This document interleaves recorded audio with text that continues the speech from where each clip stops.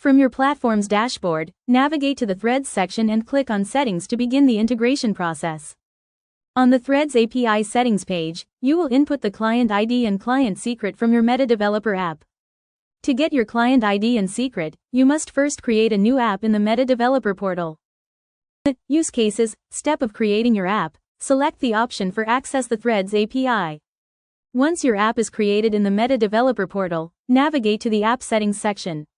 Under the Basic tab, find your Threads app ID and Threads app secret. Copy these credentials.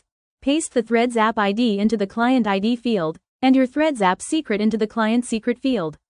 Click Update. From the Threads API settings page, find the Redirect URI field and copy redirect URL.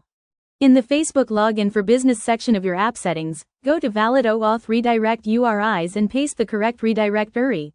Make sure to remove the medium equals threads from the URL if it is already there. After updating, click Save Changes to finalize the integration. After entering your client ID and client secret, and ensuring the correct redirect URI is set, click Update to complete the integration process.